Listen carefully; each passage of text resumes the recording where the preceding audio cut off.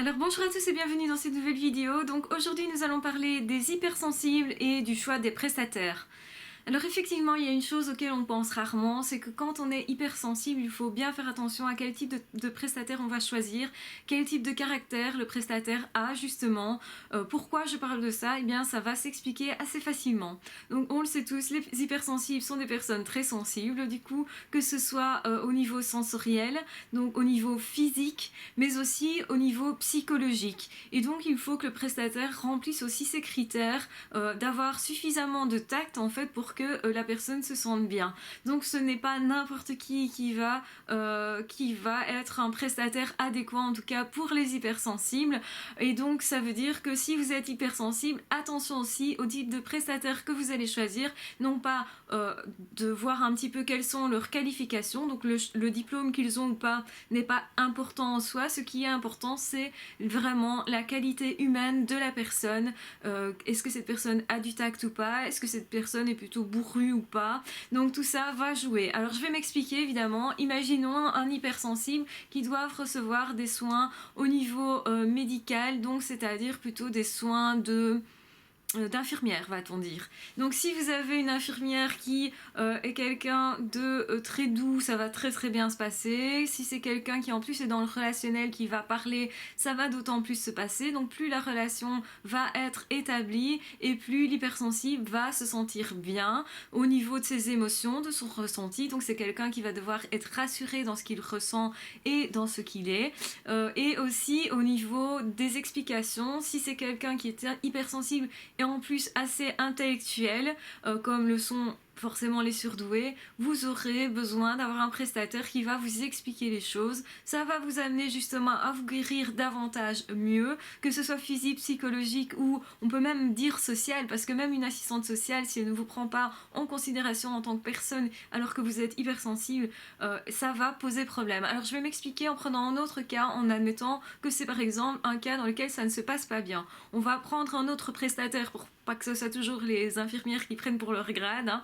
On va prendre ici un médecin. Imaginons que vous devez aller voir un médecin que vous ne connaissez pas et ce médecin est assez bourru, etc., ne parle pas beaucoup. Donc là, évidemment, ça va poser problème parce qu'au niveau intellectuel, vous n'avez rien à vous mettre sous la dent. Au niveau comment relationnel, forcément si c'est une personne qui ne parle pas beaucoup, ça veut dire que c'est pas quelqu'un qui est vraiment dans la relation non plus, et du coup pour les hypersensibles ça va être moins bien. Alors je dis pas nécessairement que ça va super mal se passer, mais en tout cas c'est pas quelqu'un chez qui vous allez aller avec l'envie d'y aller, vous allez y aller par besoin peut-être physique, purement physique. Alors vous pourriez par exemple tomber aussi, on va prendre l'exemple, vous allez chez un kiné et vous allez tomber sur quelqu'un qui va vous traiter mais uniquement d'un point de vue physique.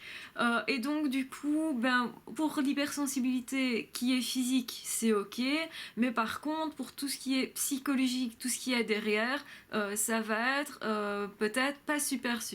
Si la personne vous fait mal, elle vous explique rien, en vous disant que c'est normal simplement d'avoir mal, etc., ou qu'il va se passer telle ou telle chose, donc vous n'avez pas non plus le contact intellectuel si la personne ne parle pas.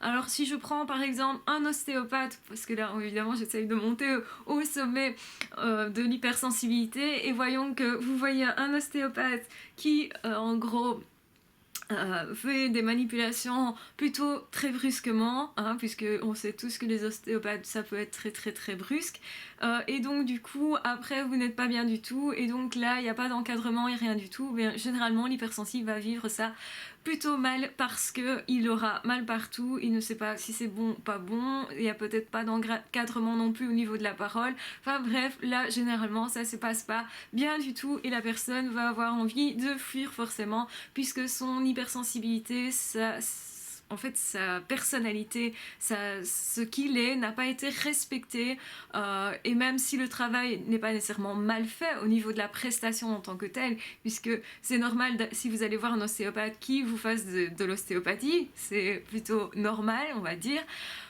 Mais forcément il faut qu'il y ait quand même un encadrement, il faut qu'il y ait un certain tact dans le relationnel avec par exemple je vais dire un cadre.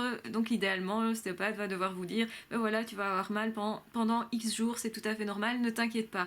Là déjà on n'est plus plutôt, on est plutôt dans quelque chose qui est adéquat pour l'hypersensible, où il aura besoin justement de cet encadrement, de cette protection quelque part. On peut parler d'une sorte de protection. Donc en fait, il lui faudra un prestataire ou des prestataires qui soient plutôt protecteurs, qui soient plutôt bienveillants et qui ait en fait beaucoup de tact, qui soit plutôt dans le relationnel, hein, très fortement dans le relationnel, parce que sinon si la personne est froide, l'hypersensible va le sentir très fort et va se fermer tout d'un coup.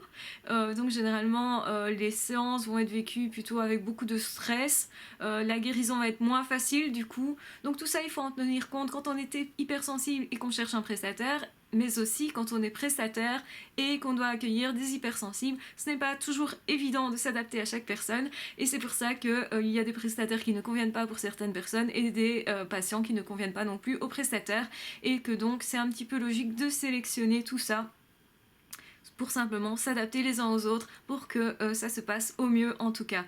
Donc voilà, n'hésitez pas donc à tenir compte de votre hypersensibilité si vous êtes hypersensible, de votre capacité à intellectualiser les choses. Si vous avez besoin d'avoir des renseignements, prenez un prestataire qui vous parle, qui vous estime en tant que personne, qui va gérer très bien cette hypersensibilité en étant plutôt en ayant un certain tact. Si vous êtes quelqu'un corporellement qui avait besoin de protection, etc., prenez quelqu'un qui est assez tactile et assez doux. Voilà tout ce que je peux vous recommander pour choisir correctement votre prestataire, et je vous souhaite en tout cas que tout se passe bien pour vous, que ce soit, quel que soit votre problème de santé, quel que soit votre problème social, puisque vous pourriez aussi avoir besoin par exemple d'une assistante sociale, hein. Prestataire ne veut pas dire seulement limité à tout ce qui est soins de santé, ça peut aller au-delà. Et donc voilà, dirigez-vous vers quelqu'un qui va vous comprendre. Et je pense, quand je dis au-delà, ça peut être même des avocats. Si vous choisissez un avocat qui n'est pas très humain, qui ne considère pas votre problème comme tel, ça peut poser problème pour vous, ça peut être mal vécu, et vécu justement avec toutes sortes de déceptions à la clé, puisque vous attendez quelque chose qui n'arrive peut-être pas parce que ce prestataire-là n'est pas adéquat pour vous. Donc voilà, donc je vous embrasse très fort, je vous aime très fort, prenez soin de vous, choisissez bien vos prestataires, essayez de voir clair dans tout ça, simplement. C'est pour ça que je vous fais cette vidéo, parce que c'est vrai qu'on ne pense simplement parfois pas, quand on est hypersensible, qu'on ne peut pas choisir n'importe qui, c'est juste parce que cette personne a l'air d'être super en tant que prestataire, mais a été recommandée par d'autres personnes, et peut-être des personnes qui n'étaient pas hypersensibles. Voilà, je vous embrasse très fort, je vous aime très fort, prenez soin de vous, et on se retrouve très vite pour d'autres vidéos. À ciao, bye bye.